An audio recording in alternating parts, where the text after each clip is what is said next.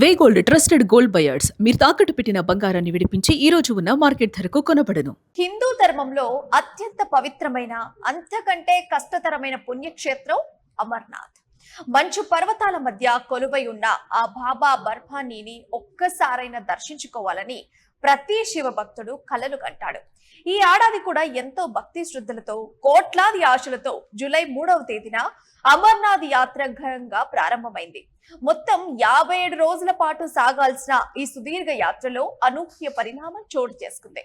యాత్ర మొదలైన కేవలం 5 రోజులకే గుహలోనే దర్శనమిచ్చిన మంచు శివలింగం దాదాపు పూర్తిగా కరిగిపోయింది. మే నెలలో దాదాపు 7 అడుగుల ఎత్తులో ఉన్న హిమలింగం జూలై 6 నుంచి 7 తేదీల నాటికి 90% కరిగిపోయి కేవలం ఒకే ఒక్క అడుగుకు పరిమితమైంది. ఈ వార్త దేశవ్యాప్తంగా ఉన్న కోట్లాది మంది శివభక్తులను తీవ్ర దిగ్భ్రాంతికి గురి చేసింది. ఇంకా లక్షలాది మంది భక్తులు దారిలో ఉండగానే యాత్ర ప్రారంభమైన తొలి రోజుల్లోనే ఇలా జరగడం వెనుక అసలు కారణాలేంటి? ఇంతకీ అమర్నాథ్ లో ఏం జరుగుతోంది?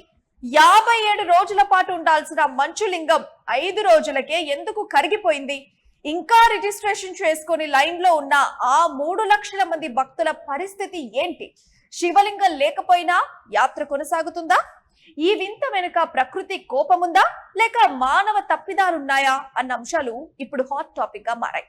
నిజానికి అమర్నాథ్ గుహలో ఏర్పడే శివలింగం ప్రకృతి సిద్ధమైనది.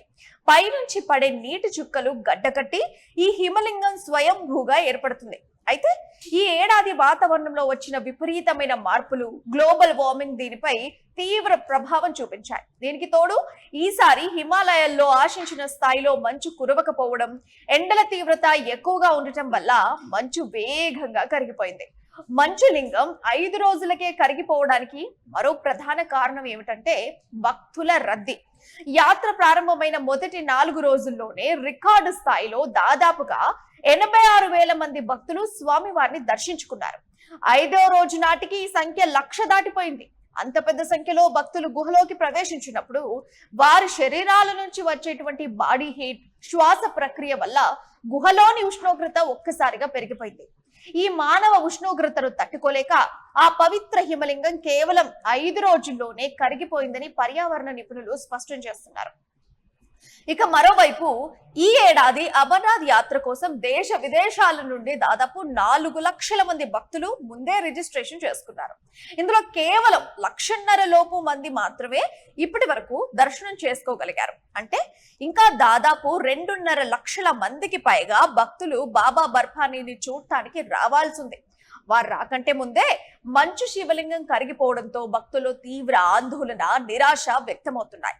అయితే అమర్నాథ్ ష్రైన్ బోర్డు అధికారులు భక్తులకు ఒక కీలకమైన సందేశాన్ని ఇచ్చారు. మంచు శివలింగం కరిగిపోయినప్పటికీ అమర్నాథ్ యాత్ర ఎట్టి పరిస్థితుల్లోనూ ఆగదని, ఆగస్టు 28 వరకు షెడ్యూల్ ప్రకారం యథావిధిగా కొనసాగుతుందని స్పష్టం చేశారు. కేవలం మంచులింగం రూపంలోనే కాదు, ఆ పవిత్ర గుహలోనే శివుడి సాన్నిధ్యం ఉంటుందని, కాబట్టి భక్తులు ఎలాంటి ఆందోళన చెందకుండా తమ స్లాట్ ప్రకారం యాత్రకు రావచ్చునని అధికారులు ప్రకటించారు. కాగా గతంలో కూడా కొన్ని సంవత్సరాలలో వాతావరణ మార్పుల వల్ల ఇలా మంచులింగం త్వరగా కరిగిపోయిన సందర్భాలు కూడా ఉన్నాయి.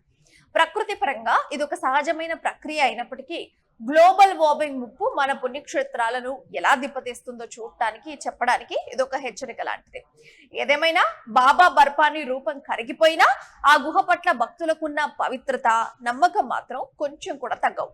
ఎందుకంటే భగవంతుడు కేవలం మంచు రూపంలోనే కాదు, ప్రతి భక్తుడి గుండెల్లోనూ కొలువై ఉంటాడు. కాబట్టి శారీరక కష్టాలను ఓర్చుకుంటూ హిమాలయాల్లో సాగే ఈ ఆధ్యాత్మిక ప్రయాణం భక్తులకు ఎప్పటికీ ఒక అపూర్వమైన అనుభవంగానే నిలిచిపోతుంది అనడంలో ఎటువంటి సందేహం లేదు.